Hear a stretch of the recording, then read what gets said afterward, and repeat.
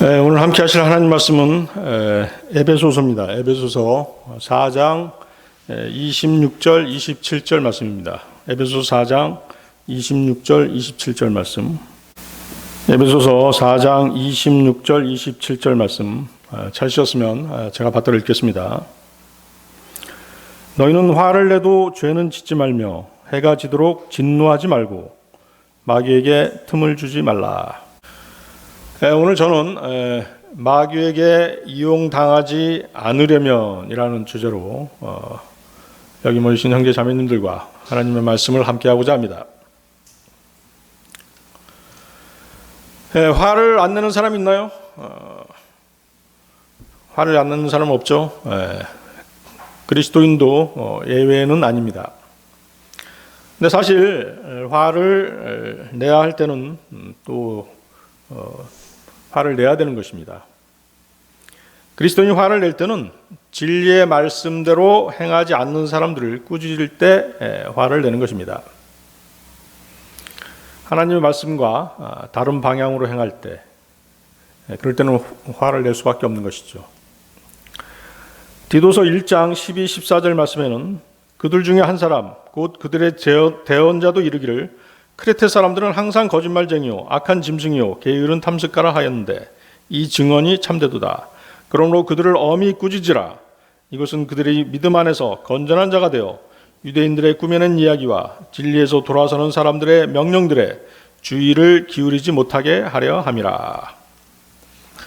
꾸짖으라고 명령하고 계시죠. 고린도후서 13장 2절 말씀에도 내가 전에 너희에게 말하였고 또 너희와 함께 있는 것 같이 두 번째 미리 말하노라. 지금은 내가 떠나 있으나 지금까지 죄를 지은 자들과 다른 모든 사람에게 쓰노니 내가 다시 가면 용서하지 아니하리라. 자, 용서하지 않겠다고 말하면서 용서하지 않겠다는 뜻은 꾸짖겠다는 그런 얘기죠. 자, 그러나 그리스도인이 화를 낼 때는 죄는 짓지 말아야 됩니다. 화를 내면서 죄를 지어버리면 안 되는 거거든요. 전도서 7장 9절 말씀에 내 영이 조급하여 분노하지 말라. 분노는 어리석은 자들의 품에 머무느니라. 화를 계속 품고 있으면 어리석은 자가 되는 것입니다. 야고보서 1장 20절 말씀에도 사람의 진노가 하나님의 의를 이루지 못하느니라. 화를 계속 품고 있으면, 진노를 계속 품고 있으면, 분노를 계속 머금고 있으면 하나님의 의를 이루지 못한다고 말씀하십니다. 사실 주님도 화를 내셨습니다. 주님이 화를 내신 이유는 죄 때문이었습니다. 주님은 당시 시기심으로 가득하고 유선적인 유대 종교 지도자들을 꾸짖으셨습니다.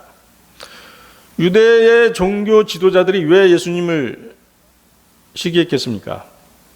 자신들이 누리고 있던 영광스러운 위치를 예수님이 빼앗아가는 것 아닌가라고 걱정했기 때문이죠. 그것이 바로 이제 시기심이죠. 시기심은 원죄입니다. 그렇죠? 마귀가 하나님을 시기했죠. 그 하나님의 높은 자리를 탐했던 것이죠. 그렇죠? 또 가인이 아벨을 시기했죠. 사울이 다윗을 시기했죠. 시기심은 큰 죄인 것입니다. 자, 주님께서는 어떻게 유대 종교자들을 꾸짖으셨을까요? 마태복음 23장 29절 말씀 보면 서기관들과 바리새인들 유선자들아 너희에게 화가 있을지어다. 마태복음 23장 33절에는 뱀들아 독사들의 세대야 어찌 너희가 지옥의 정죄를 피하겠느냐. 마태복음 25장 41절 말씀에는 저주를 받은 자들아 너희는 내게서 떠나 마귀와 그의 천사들을 위하여 예비된 영존하는 불에 들어가라. 주님의 꾸짖음은 거의 뭐예요? 저주에 가까운 꾸짖음이었죠. 자, 26절 다시 보십시오. 에베소 4장 26절 해가 지도록 진노하지 말고. 자, 여러분이 계속해서 화난 상태에 있다면 어떻습니까? 잠들기가 어렵겠죠? 잠들기가 어려울 것입니다. 과거에 저도 그런 일을 한번 당한 적이 있어요. 아주 억울한 일을 당한 적이 있었는데 멱살을 막 잡히는 그런 그런 말도 안 되는 일을 당한 적이 있었어요. 그러다 보니까 어때요? 그날 밤에 잠을 이루지 못했죠. 그게 계속 머릿속에 떠올라서. 근데 그 하루만 잠을 못 이루는 게 아니라 몇 달 가더라고요. 그걸 잊어버리기까지. 마치 그 트라우마가 돼가지고 잠들기가 쉽지 않았습니다. 몇 달간. 화를 계속 품고 있으면 불면증뿐만 아니라 위장장애 등 여러 가지 육체적, 정신적인 질병에 걸릴 수도 있습니다. 또한 그 진노가 형제 자매들과 얽힌 것이라면 여러분이 그리스도의 심판석에 섰을 때 주님으로부터 책망받을 수도 있는 것입니다. 화병이 있죠, 화병. 화병이 있는데 그게 우리나라만 있는 것이라고 그래요. 다른 나라에는 없는데 우리나라 사람들만 그 화병이 있다고 그래요. 풀어야 되겠죠? 풀어야 됩니다. 용서할 수 있어야 되고 풀어야 됩니다. 기도하는 수밖에 없어요. 용서가 안 되는데 어떻게 용서하냐. 그렇지만 우리 그리스도인들은 기도할 수 있지 않습니까? 용서할 수 있는 힘을 달라고 기도할 수 있는 것입니다. 자, 27절. 마귀에게 틈을 주지 말라. 여러분이 계속해서 원망과 분노 가운데 있으면 마귀에게 틈을 주는 것입니다. 마귀에게 이용당하는 것이죠. 마귀는 그것을 이용해서 그 사람을 격동시켜서 더 안 좋은 상태로 이끌어가는 것입니다. 그렇게 되면 어떻게 됩니까? 비극적인 결말로 끝낼 수도 있는 것입니다. 그리스도인들 중에 그 자살하는 사람이 있지 않습니까? 자살하는 사람들이 바로 그런 유형의 사람들입니다. 뭐 한 가지 일로 욱하니 이렇게 마음이 격동돼서 자살하지 않거든요. 뭔가 이게 누적이 된 겁니다. 하나하나 누적됐다가 그걸 빨리 풀어버렸어야 되는데 말씀으로 풀어야 되는데 그걸 풀지 못한 것이죠. 그러니까 마귀가 그걸 이용해 가지고 자살을 하게끔 유도하는 것입니다. 그죠? 실제로 그런 경우를 이제 많이 봤습니다. 몇 번 봤어요. 자기 이제 그 형제가 구원 받았는지 안 받았는지는 확실하지 않아요. 근데 이제 그 자매는 확실하게 구원 받았거든요. 근데 이제 자기 어머니가 자기 아내를 자꾸 이제 핍박을 하니까, 못 살게 구니까, 그날도 이제 교회에 출석하려고 준비 중이었는데 자꾸 이제 며느리를 구박하는 거예요. 그러니까 이제 그 형제가 참다 어떻게 했어요? 아파트 그 높은 고층 아파트인데 거기서 뛰어내려 버렸잖아요. 그렇죠? 그렇게 되는 것입니다. 마귀가 그걸 이용하는 것이죠. 빨리 그래서 진노, 분노 이런 것들은 빨리 풀어야 되는 것입니다. 그리스도인이 마귀에게 틈을 주면 그는 마귀의 정죄에 빠질 수가 있어요. 이 마귀의 정죄라는 건 뭐냐면 마귀의 비난이죠. 마귀의 비난입니다. 악한 세력들한테 비난을 받는다. 이거 말이 안 되는 거잖아요. 그렇죠? 또 마귀는 정죄할 수 있잖아요. 우리를 송사하기 위해서 정죄하는 것입니다. 그래서 마귀에게 틈을 주면 그런 일이 있는 것입니다. 또 여러 비방과 올무에 빠질 수도 있는 것이죠. 마귀의 정죄에 빠지는 경우는 그 초신자가 교회 내에 그런 경우가 있지 않습니까? 초신자가 교회 내에 직분을 맡는 경우에 그런 일들이 발생할 수 있습니다. 영적 분별 능력, 성경 지식, 영적인 명철함이 없기 때문에 올바른 판단을 하지 못하고 맡은 일들을 육신적으로 처리하게 됨으로써 형제 자매들의 원성을 사게 되고 또 그렇게 됨으로써 마귀의 정죄를 받게 되는 것입니다.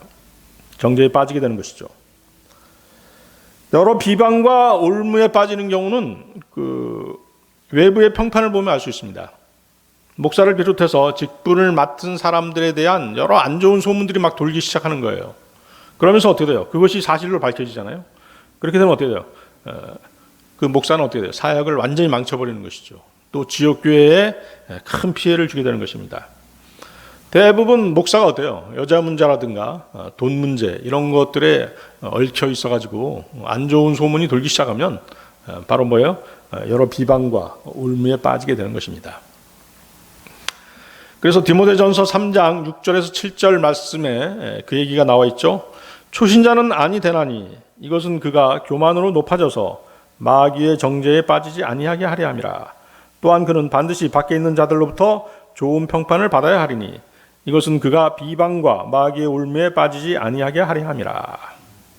그렇죠? 마귀의 정죄는 여기서 이제 그 비난이란 의미도 있습니다. 마귀의 비난, 마귀의 정죄. 자, 그래서 그리스도인은 주님 오실 때까지 육신과 세상과 마귀와의 영적 전쟁을 계속 수행해 나가야 됩니다. 주님의 군사로서의 사명을 다하려면 무엇보다도 자신이 먼저 마귀에게 이용당하는 일이 없어야 합니다. 자신도 모르는 사이에 마귀에게 이용당하는 것이거든요. 여러분들이 이 성경을 통해서 마귀의 전술 전략을 다 읽고 있으면 좋은데 구원받은 지 오래되어서 산전수전 다 겪은 베테랑 그리스도인이 아닌 이상 마귀의 공격에 대항하기가 쉬운 일이 아닙니다. 그러나 우리는 성경을 통해서 영적 전쟁을 수행하기 위한 기본적인 무장과 전투 세세를 항상 갖추고 있어야 되는 것입니다. 그래야지만이 마귀에게 속지 않고 주님의 군사로서의 책무를 다할 수 있는 것입니다. 자, 마귀에게 이용당하지 않으려면 첫 번째, 성령 안에서 걸으라. 성령 안에서 걸으라. 자, 걸으라는 뜻은 이제 행하라는 뜻하고 같은 것입니다. 여러분들 갈라디아서 5장 16절에서 21절 말씀 보십시오. 갈라디아서 5장 16절에서 21절 말씀.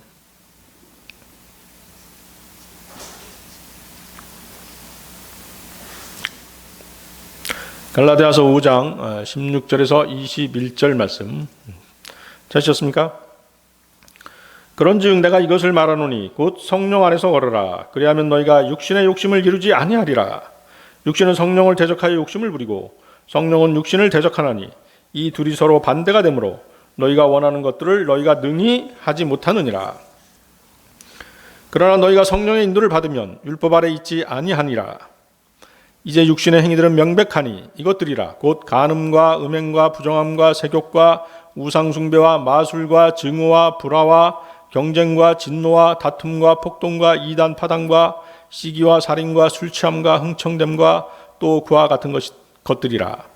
내가 또한 전에 너희에게 말한 것 같이 이것들에 대하여 미리 너희에게 말하노니 그런 것들을 행하는 자들은 결코 하나님의 왕국을 상속받지 못하리라.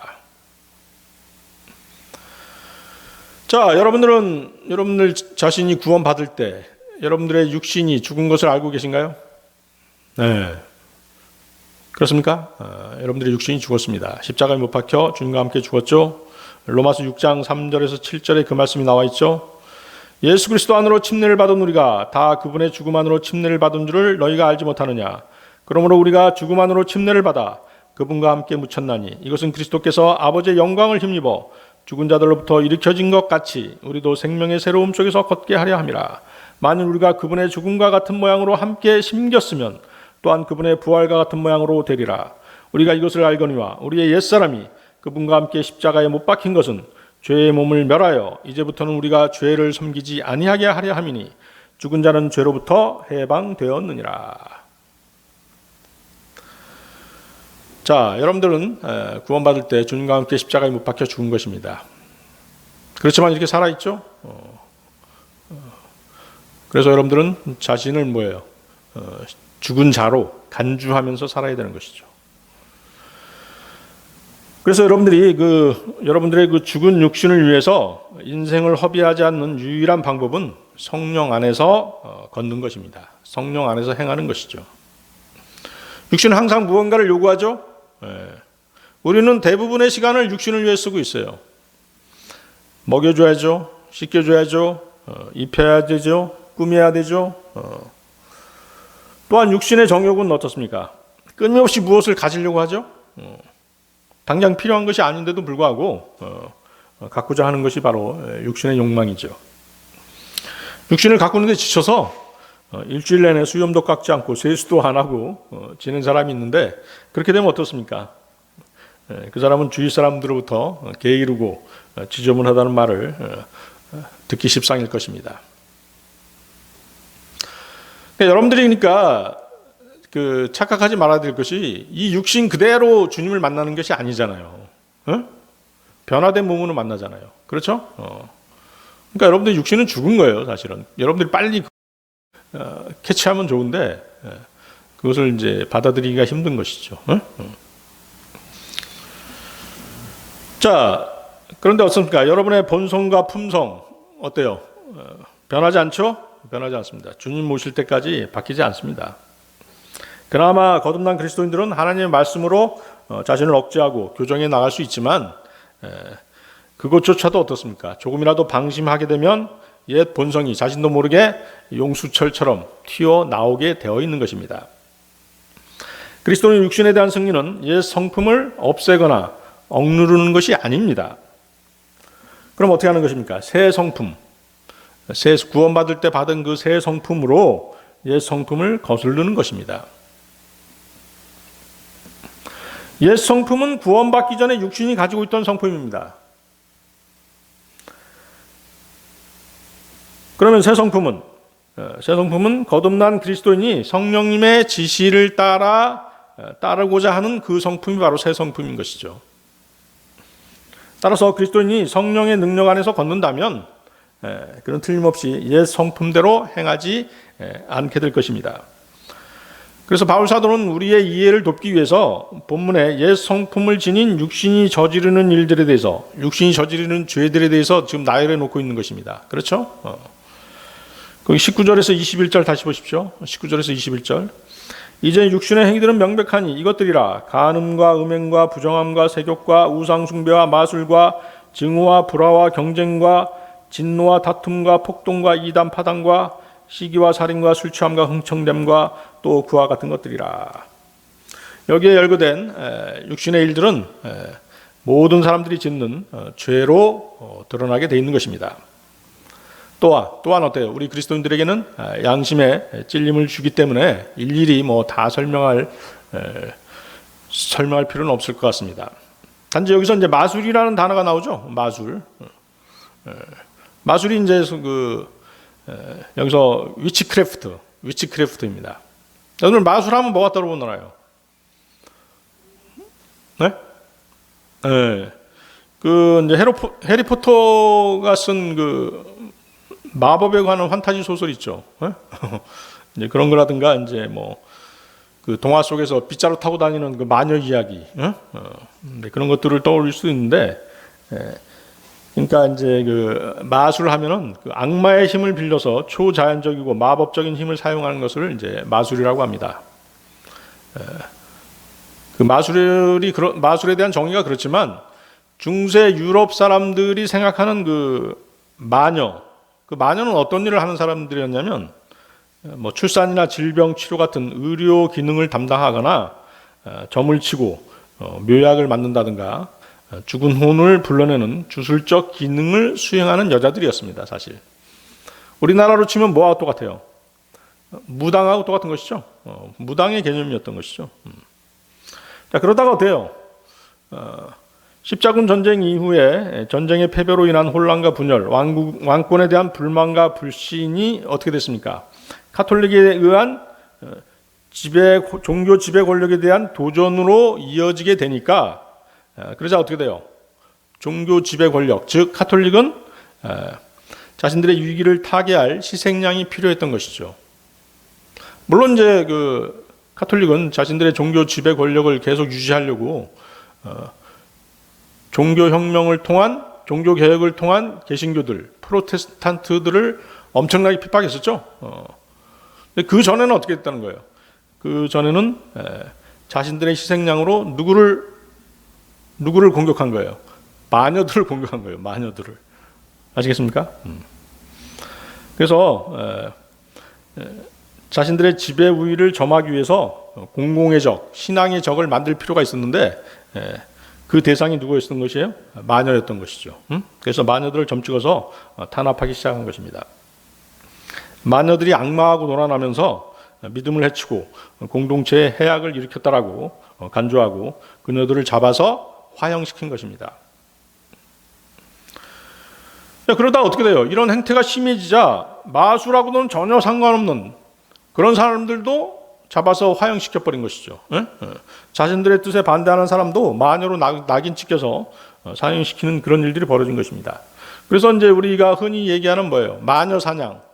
마녀 사냥이란 말이 여기서 나온 것입니다. 그런 그 마녀 사냥이 종교 단체에서 비일비재하게 벌어진 것입니다. 특히 그 카톨릭뿐만 아니라 청교도들 사이에서도 그런 일들이 있었어요. 뭐 그냥 교회에서 조용히 이렇게 퇴출시키면 되는 그런 일이었음에도 불구하고 붙잡아서 어떻게 했습니까? 화형시켜버리고 그런 일들이 있었던 것이죠. 자, 그러나 성경에서는 어때요? 마술과 마법을 구별해서 말씀하십니다. 아까 마술은 무엇이었습니까? 위치크래프트, 그렇죠? 위치크래프트는 이제 그 사람, 마녀, 그렇죠? 마녀를 대상으로 한 그런 어떤 육신이 그 직접 관계하는 사람이 관계하는 것을 이제 마술이라고 하고, 여기 이제 마법이란 말이 또 나옵니다. 계시록 9장 21절에 그 말씀이 나오는데요. 또한 자기들의 행한 살인과 마법과 음행과 도둑질도 회개하지 아니하더라. 계시록 22장 15절에서도 개들과 마법사들과 음행을 입삼는 자들과 살인자들과 우상 숭배자들과 거짓말을 좋아하며 지어내는 자는 누구든지 밖에 있느니라. 자, 여기는 마법이 나오죠? 마법. 마법. 소서리라고 해요. 소서리. 그래서 이 소서리라고 하는 마법이라는 단어는 그 조제술, 약학이라고 하는 그 단어에서 파생된 그런 단어입니다. 그러니까 마법은 직접적인 마녀의 그러니까 마법이라고 하는 건 뭐냐면 직접적인 마녀의 어떤 주술행위보다는 종교적인 의식으로 뭘 사용하는 거예요? 마약을 사용하는 것이죠. 마약 같은 그 약품을 사용하는 것입니다. 뭐 환각제, 헤로인, 마리아나, 아편 이런 것들을 사용하는 것입니다. 우리가 그 언론 매체들을 통해서 보면 어때요? 마약이 전 세계적으로 어떻게 돼요? 마약에 물들어가고 있는 그런 현상들을 보게 되죠. 그렇습니다. 우리나라도 이제 그 청정 지역이 아니잖아요. 과거에는 청정 지역이었는데 외국 노동자들을 받아들이면서 마약이 엄청나게 퍼졌습니다. 얼마 전에도 보니까 그 대낮에 그 마약에 취해가지고 막 그 옷 벗어 던지고 뭐 미친 짓 하는 그런 사람이 이제 그 신문지상에 나온 걸 봤는데 이게 바로 뭐예요? 그 주님의 재림을 앞둔 세기 말적 현상입니다. 점점점 마약이 심해질 거예요. 남미 같은 나라는 어때요? 거의 뭐 마약 중독자들이 태반이지 않습니까? 그렇죠? 미국의 그 켄싱턴이라고 하는 그 도시 보면은 거기는 완전히 마약 도시예요. 마약 중독자들이 항시 모여서 거기서 마약을 하더라고요. 그러니까 그 마약을 파는 사람들이 제일 처음에 어떻게 합니까? 마약을 계속 공짜로 던져주는 거예요. 왜 공짜로 던져줄까요? 마약 중독자를 만드는 거예요. 마약 중독자를 만들어야지만이 자기가 마약을 팔을 수가 있기 때문에 중독자를 만드는 것입니다. 한 번 중독되면 어때요? 헤어나오지 못하는 것이거든요. 그 마약만 전담으로 했던 그 수사관이 있었는데 그 사람 얘기가 그 사람이 뭐 20-30년간 그 마약 수사관을 했는데 마약 끊는 사람 딱 한 사람 봤다고 하더라고요. 마약 끊는 사람 딱 한 사람. 그러니까 한 번 마약에 딱 중독되면 어떻게 돼요? 끊지를 못한다는 것이죠. 뭐 가둬놓는다고 해서 마약 끊는 약 그렇지 않아요. 3-4년 이렇게 그 형을 선고받고 감옥에 있다 나오는 순간 어떻게 돼요? 집에다가 전화를 하는 게 아니라 누구한테 전화를 해요? 마약상한테 전화하는 거예요. 아시겠습니까? 그러니까 이제 앞으로 이제 마약이 점점점 흔해질 거예요. 최근에는 어떻게 돼요? 그 수입이 한정돼 있다 보니까 그 마약 그 중독자들을 더 늘리기 위해서 어떻게 돼요? 뭐 젤리 같은 과자 같은 걸 만들어 가지고 마약 젤리죠. 어린 아이들한테도 막 나눠주는 거예요. 중독자 수를 늘려야지만이 자기네들 수입이 많아지기 때문에 뭐 다 어때요? 그래서 그런 사람들이 악마의 자식들이죠. 어둠의 자식들인 것이죠. 그러다 보니까 어떻게 돼요? 마약 중독자들은 마약이 주는 환각에 취해서 빠져나올 수 없는 파멸의 길을 걷게 되는 것입니다. 그 중독성으로 인해서 복음도 전혀 받아들이지 않게 되는 것이죠. 그래서 실로 그 마약 중독은 마귀가 인간들을 지옥으로 인도하는 최고의 도구가 된 셈입니다.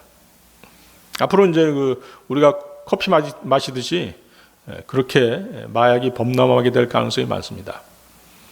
태국 같은 나라는 어떻습니까? 대마초 같은 거 다 이제 합법화 시켜버렸잖아요. 음식에다 마음 놓고 넣는 거예요. 그래서 태국 여행하는 사람들은 그 대마초 같은 거, 대마 조심하라고 그렇게 얘기하잖아요.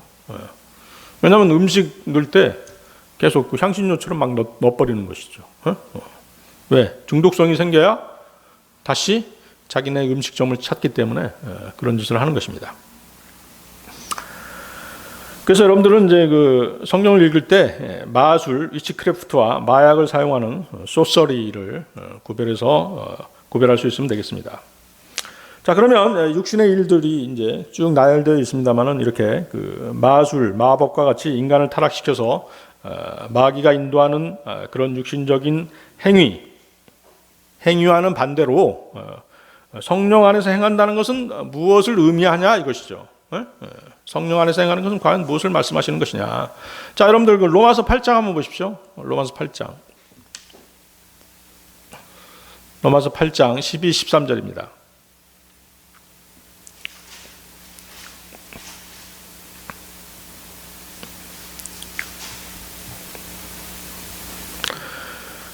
찾으셨습니까? 로마서 8장 12, 13절. 그러므로 형제들아 우리가 빚진 자로 돼 육신을 따라 살도록 육신에게 빚지지 아니하였느니라. 너희가 육신을 따라 살면 죽을 것이로되 성령을 통해 몸의 행실을 죽이면 살리라.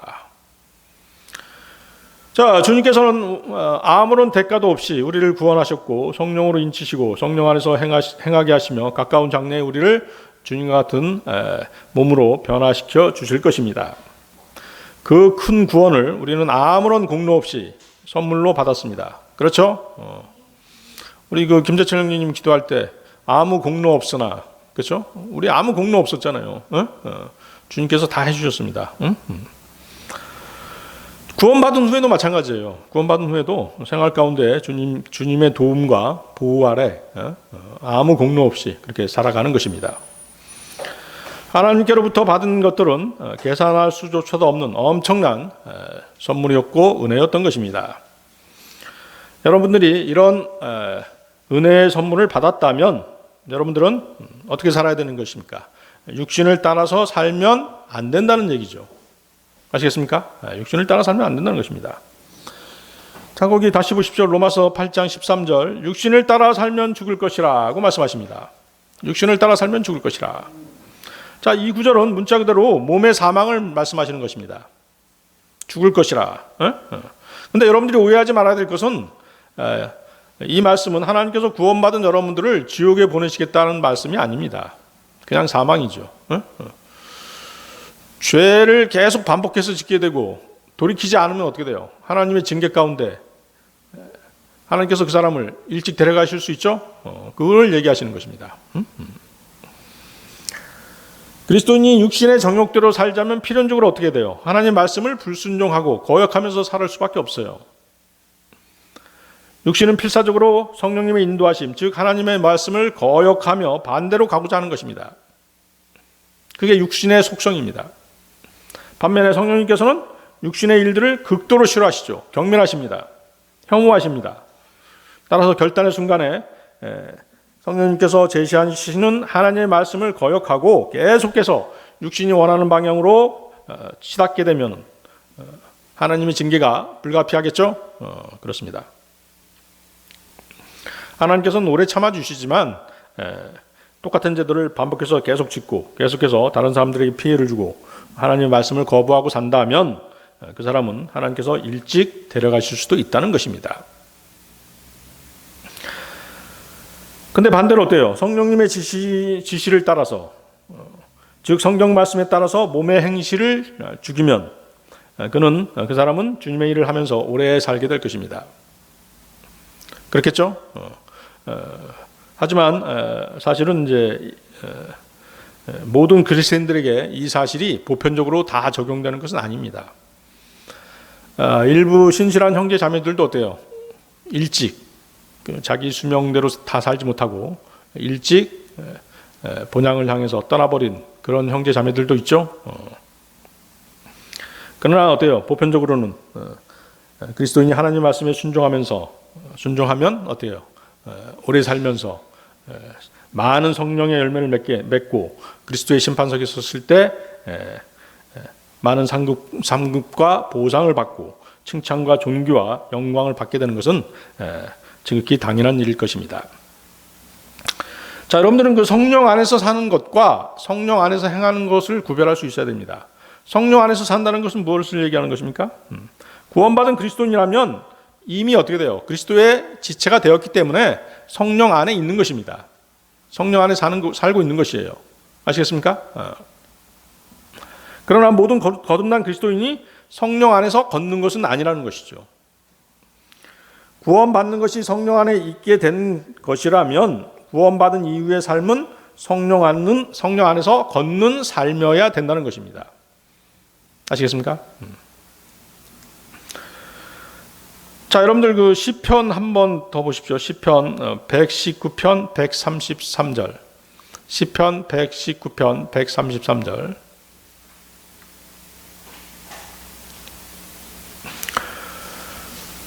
시편 119편 133절.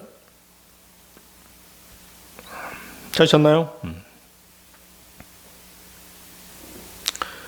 자, 시편 119편 133절. 주의 말씀 안에서 내 발걸음을 명하시고 어떤 불법도 나를 지배하지 못하게 하소서.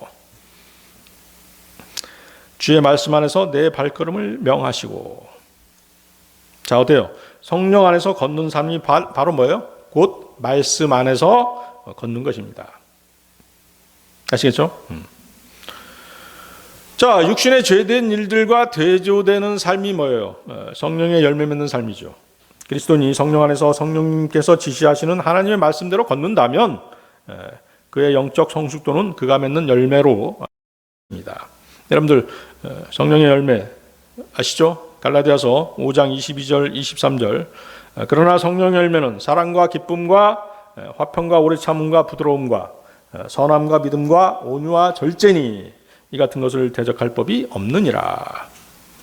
그렇죠? 여러분들은 항상 성령의 열매가 무엇인지 꼭 기억하시고 그 성령의 열매 맺는 삶을 살도록 하시기 바랍니다.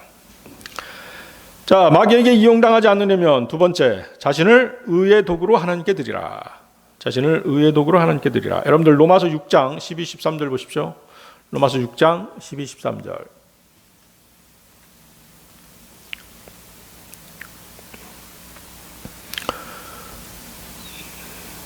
로마서 6장 12, 13절 찾으셨으면 제가 받들어 읽습니다. 그러므로 너희는 죄가 너희의 죽을 몸 안에서 군림하지 못하게 하여 몸의 정욕 안에서 죄에게 순종하지 말고 또한 너희 지체를 불의의 도구로 죄에게 내주지 말며 오직 너희 자신을 죽은 자들로부터 살아난 자로서 하나님께 드리고 너희 지체를 의의 도구로 하나님께 드리라. 본문은 끊임없이 죄 문제로 고민하는 그리스도인들에게 해답을 주시고 계십니다. 죄는 육신을 통해서 역사하죠. 육신을 통해서 역사합니다.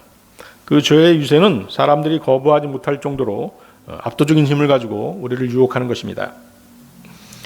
주님 오실 때까지 육신의 장막 안에서 살아야 하는 그리스도인이 죄 없이 행한다는 것은, 죄 없이 산다는 것은 거의 불가능하죠. 오직 예수 그리스도, 우리 주님만이 죄를 이기고 사셨던 것입니다. 그러나 그리스도인이 분명히 알아야 될 사실은 비록 죄 없는 삶을 살지는 못할지라도 죄에 이끌려 죄의 권세 아래 들어가 죄의 노예로 살아서는 안 된다는 것입니다.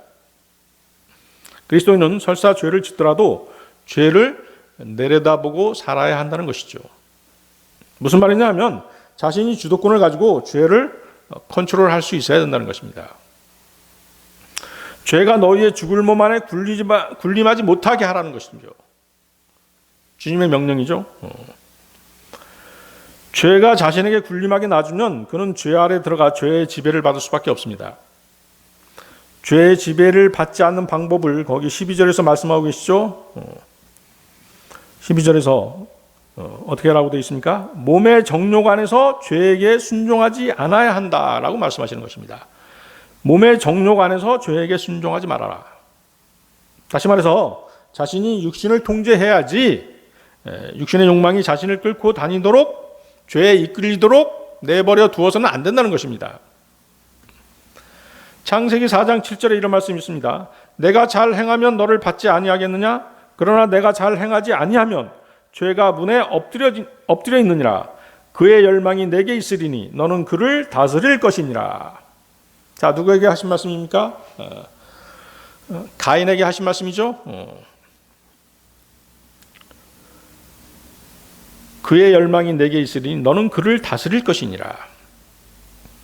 동생 아벨의 헌물은 하나님께서 받으셨어요. 그렇지만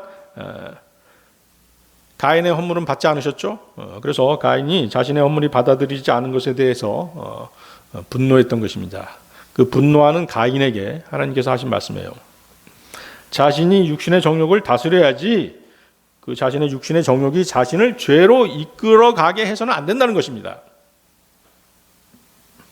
사람들이 착각하는 것이 무엇이냐면 구원받으면 죄 문제도 저절로 해결되는 것처럼 이렇게 착각하는 것이에요. 저절로 해결되는 것이 아닙니다. 또 사람들이 어떻게 돼요? 죄를 자백하는 아주 쉬운 방법을 또 그 방법을 오용하고 또 남용하는 것입니다.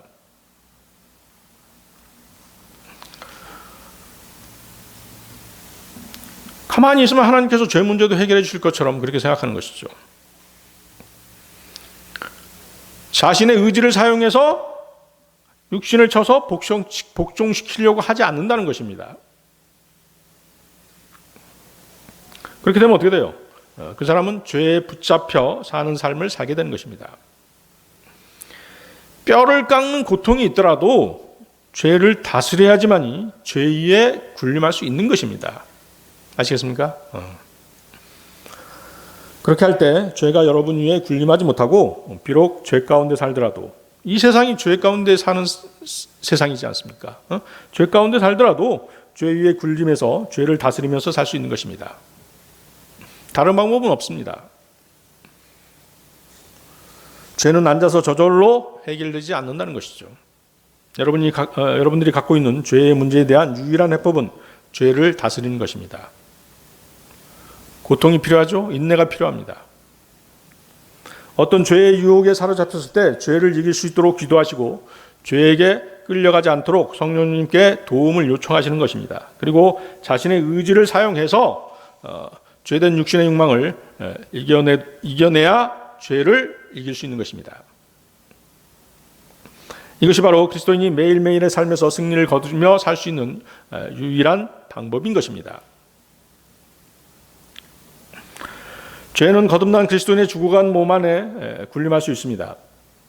이는 육신적인 그리스도인이 몸의 정욕 가운데 죄에 순종했을 때 그렇게 되는 것입니다. 마귀는 항상 여러분에게 육신의 정욕을 채우며 살라고 유혹하는 존재입니다. 이 유혹에 계속해서 넘어가게 되면 마귀는 그 죄를 근거로 여러분을 송사하고 여러분이 하나님의 축복에서 멀어지게 하고 주님과의 교제를 단절시키는 것입니다. 주님과의 교제가 단절되면 하나님께 주시는 모든 축복에서 멀어지게 되겠죠. 그렇습니다. 주님과의 관계가 원만하면 모든 것이 원만한 것이에요. 죄가 주님과의 교제를 단절시키는 것입니다. 아시겠습니까? 그래서 여러분들이 무조건 죄를 단절시켜야 되는 것입니다. 자, 13절 또 보십시오. 13절. 또한 너희 지체를 불의의 도구로 죄에게 내주지 말며 오직 너희 자신을 죽은 자들로부터 살아난 자로서 하나님께 드리고 너희 지체를 의의 도구로 하나님께 드리라. 자, 계속해서 하는 얘기지만 성숙한 그리스도인은 자신의 몸을 죽은 것으로 간주하는 사람이죠. 죽은 것으로 간주하는 사람이 바로 성숙한 그리스도인입니다. 로마서 6장 11절 말씀, 이와 같이 너희도 너희 자신을 죄에 대하여는 참으로 죽은 자요 하나님께 대하여는 예수 그리스도 우리 주를 통해 산 자로 여길지어다. 자신의 육신이 죽었기 때문에 그 지체들 역시 죽은 것입니다. 그럼에도 불구하고 몸은 여전히 살아서 활동하고 있습니다.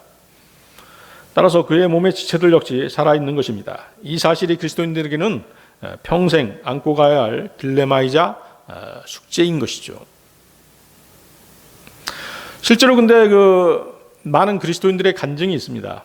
내가 죽었구나라고 그걸 느꼈다는 것이죠. 내가 죽었구나. 여러분들 육신이 죽었다는 것을 느낀 그런 간증들이 실제로 있어요. 아시겠습니까? 여러분들 빨리 내가 죽었구나라는 걸 빨리 느끼는 것이 여러분들 신앙생활에 도움이 될 것입니다. 육신이 죄 아래 놓여 있으면 죄가 마음대로 그 사람을 지배해서 불의의 도구로 사용하기 때문에 그 사람은 당연히 불의의 병기가 될 수밖에 없는 것입니다. 그러나 반대로 자신이 죄 위에 굴림해서 죄를 지배하고 다스리면 여러분의 육신은 죽은 자들로부터 살아난 자가 되어서 하나님께 드려줄 수 있고, 따라서 그 지체는 하나님께서 사용하시는 의의 병기가 될 수 있는 것입니다. 성령님께 죄로 향하는 육신을 맡겨드리고 죄가 주관하지 못하게 하지 않으면 육신은 죄에게 반드시 지배당하게 되는 것입니다. 죄에 지배당하는 일이 오래가면 통제할 수 없는 불의의 병기가 되어서 그 사람은 구원받았을지라도 영적 유선자로 살아갈 수밖에 없는 것입니다. 그러나 자신의 육신을 하나님께 맡겨드리면 그것은 의의 병기가 되어서 영적 전쟁을 잘 수행하고 복음을 전하는 훌륭한 주의 군사로서의 삶을 살 수 있는 것이죠. 죄를 먼저 이기는 것이 중요하다는 것입니다. 여러분들이 습관적으로 짓는 죄들이 있지 않습니까? 오래 묵은 죄들이 있어요. 쉽게 에워싸는 죄들. 그것을 성경에서는 뭐라고 그래요? 묵은 누룩이라고 말씀하시죠? 묵은 누룩. 그렇죠? 묵은 누룩. 그러므로 너희는 누룩 없는 자들인즉 새 덩어리가 되기 위하여 묵은 누룩을 제거하라. 우리의 유월절 어린 양 곧 그리스도께서 우리를 위하여 희생 제물이 되셨느니라. 여러분의 죄 때문에 주님께서 육신을 입고 이 땅에 오셔서 죄의 희생 제물이 되신 것입니다. 죄값을 치르신 것입니다. 여러분들이 그 사실을 생각한다면 쉽게 에워싸는 죄들, 묵은 죄들, 습관적으로 짓는 죄들, 그것을 묵은 누룩이라고 하는데 그것을 제거해야 된다는 것입니다.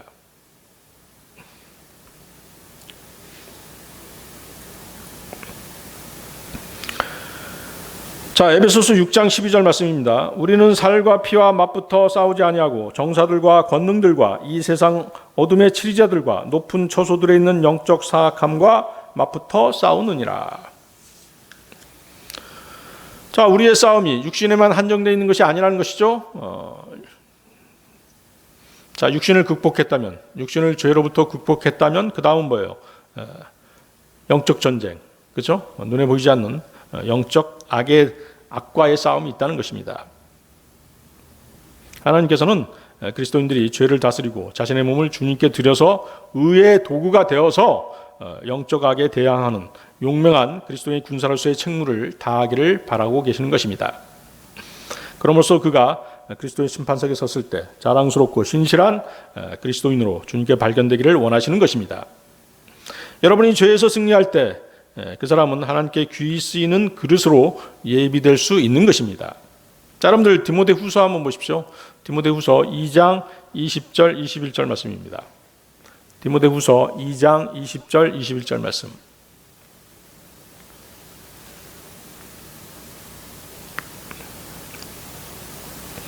찾으셨습니까?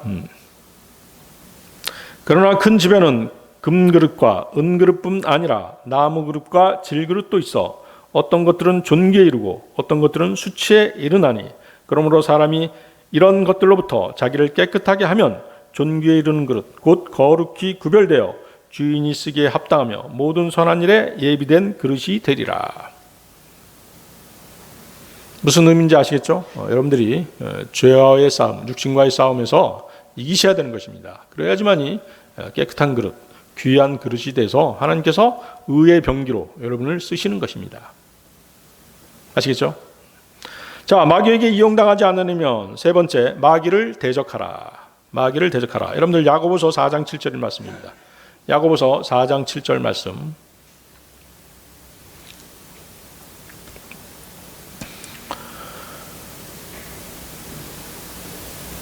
마귀를 대적하라. 야고보서 4장 7절 말씀. 그러므로 하나님께 복종하라. 마귀를 대적하라. 그리하면 그가 너희에게서 도망하리라.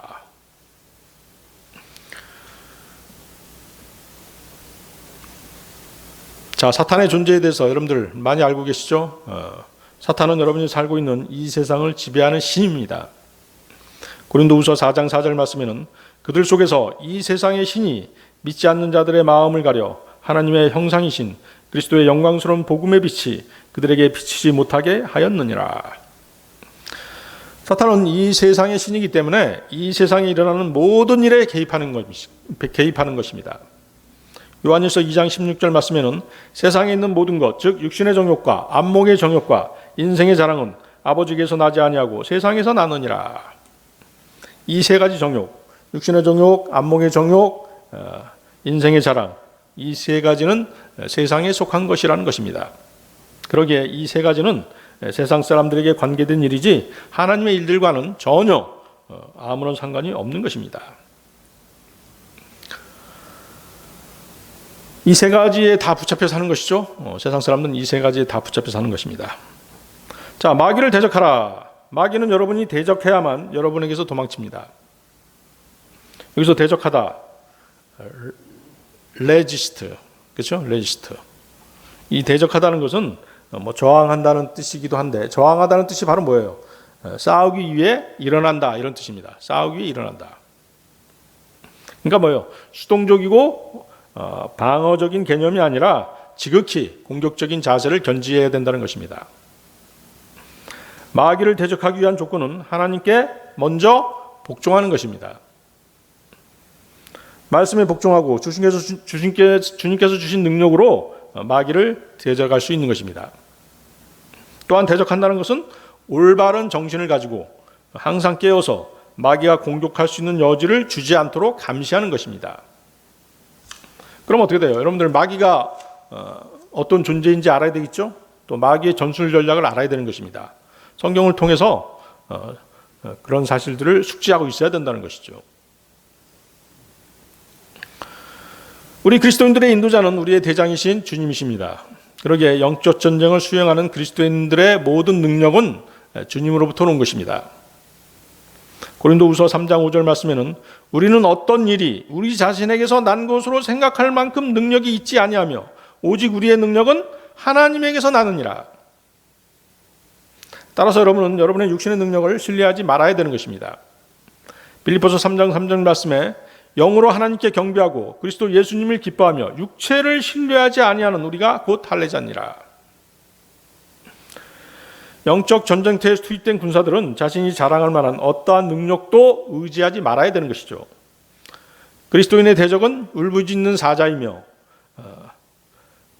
그 사탄은 어떻습니까? 하나님 다음으로 영리한 자입니다. 6천년 인류 역사에서 한 번도 지지 않았어요. 누구만 제외하고 예수 그리스도 주님만 제외하고는 한 번도 패한 적이 없는 자예요. 우주 최강의 존재입니다. 그런 존재를 여러분들이 어떻게 이길 수 있겠어요? 여러분들 혼자만의 힘으로 이길 수 없잖아요. 여러분의 능력으로 이길 수 없죠? 네. 사탄은 여러분의 약점을 속속들이 알고 있어요. 네?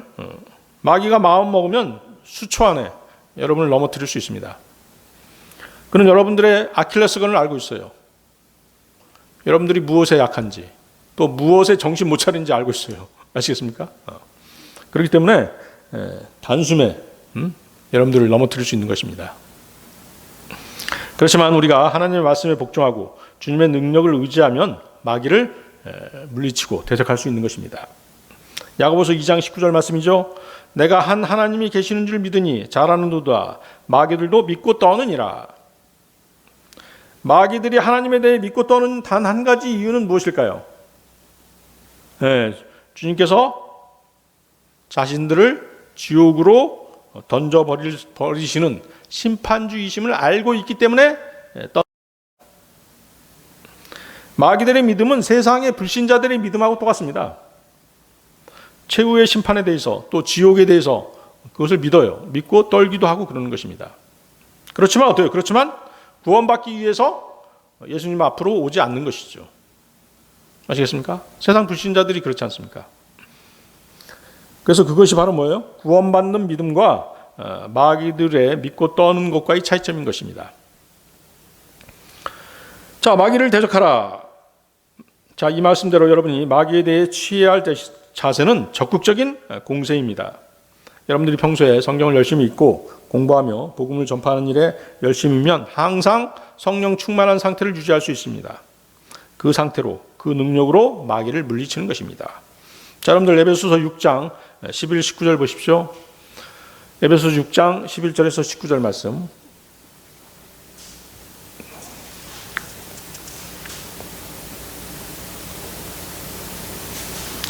에베소서 6장 11, 19절 말씀. 너희가 마귀의 관계들을 능히 대적하여 서기 위해 하나님의 전신갑주를 입으라. 우리는 살과 피와 맞붙어 싸우지 아니하고 정사들과 권능들과 이 세상 어둠의 치리자들과 높은 처소들에 있는 영적 사악함과 맞붙어 싸우느니라. 그러므로 너희가 악한 날에 능히 버텨내고 모든 일을 행한 뒤에 서기 위해 하나님의 전신갑주를 취하라. 그런즉 서서 진리로 너희 허리를 동여에 매고 의의 흉갑을 입으며 화평의 복음을 예비한 곳으로 너희 발에 신을 신고 모든 거주의 믿음의 방패를 취하여 그것으로 너희가 능히 그 사악한 자의 모든 불화살을 끄며 구원의 투구와 성령의 검 곧 하나님의 말씀을 취하라.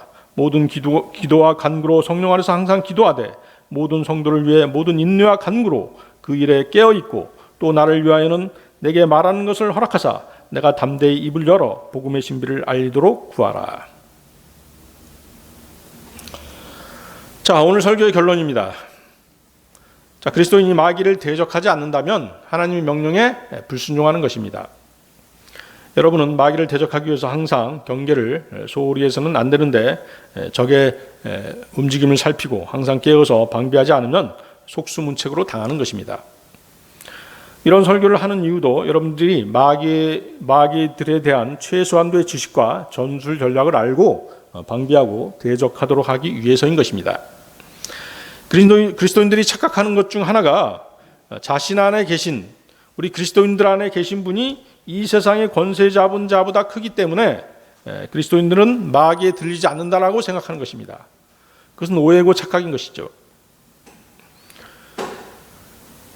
여러분 안에 계신 분이 이 세상 신보다 마귀보다 크다고 하더라도 마귀는 언제든지 여러분을 이용할 수 있습니다. 구원받은 그리스도인은 마귀 들릴 수 없다고 주장하는 것은 잘못된 주장입니다. 여러분들은 구원받은 목사가 마귀 들리는 것을 보았지 않습니까? 그렇죠? 실제로 우리는 목격했던 것입니다. 목사가 교만해지고 정욕에 사로잡혀 자신의 의지를 마귀에게 내어주면 마귀 들리는 것입니다. 마귀가 건드릴 수 없는 것이 있죠? 무엇이겠습니까? 여러분들의 거듭난 영과 구원받은 혼입니다. 이 사실이 이 세상 신보다 위대한 부분입니다. 하지만 마귀는 여러분의 거듭난 영, 구원받은 혼을 제외하고는 모든 것을 장악할 수 있다는 사실입니다.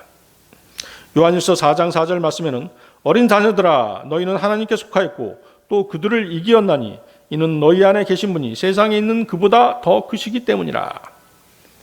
사람들이 오해하는 경우가 바로 이 구절이죠.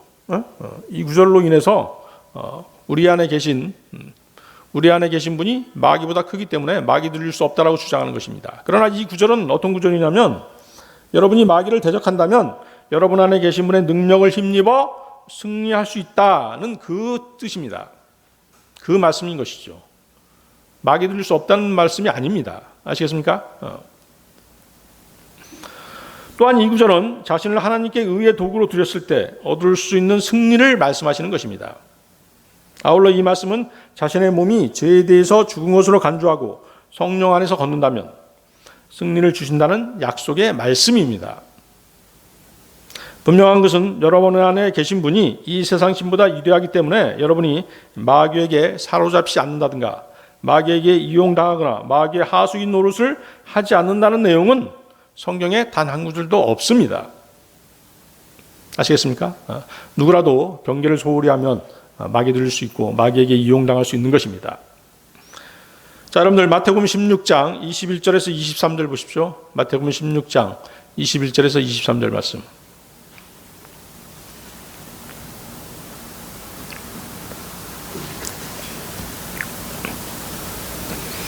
찾으셨습니까? 마태복음 16장 21절에서 23절 말씀. 그때부터 예수님께서 자기가 반드시 예루살렘으로 가서 장로들과 수제사장들과 서기관들에게 많은 일들로 고난을 당하고 죽임을 당하며 셋째 날 다시 일으켜질 것을 자기 제자들에게 보이기 시작하시니, 그때 베드로가 그분을 붙잡고 그분을 꾸짖기 시작하여 이르되, 주여, 그럴 수 없나이다.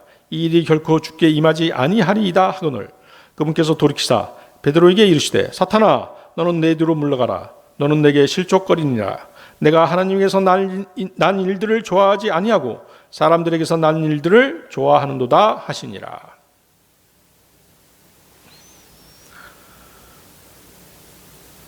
베드로가 주님을 만류했죠. 주님을 만류했습니다. 무엇을 만류한 것입니까? 주님이 십자가에 달리시는 것을, 십자가의 고난을 만류한 것입니다. 베드로는 선한 의도로 그렇게 한 것이죠. 선한 의도로 그렇게 한 것입니다. 그는 그리스도의 십자가 사역을 저지하려는 목적으로 이 말을 한 것이 아니라 단지 주님이 아무 일 없기를 원한 것입니다. 그렇죠? 그는 주님을 사랑했기 때문에 주님이 고통당한 것을 원치 않았습니다.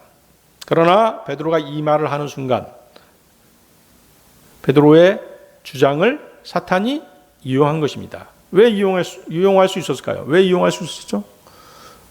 베드로가 성경 말씀과 반대로 얘기했기 때문이죠. 그렇죠? 주님이 십자가에서 죽임을 당하고 셋째 날에 다시 부활할 것이라는 그 말씀이 성경에 기록되어 있지 않습니까? 그렇죠? 그런데 어떻게 해요? 베드로는 그 사실을 전면적으로 부정했던 것이죠.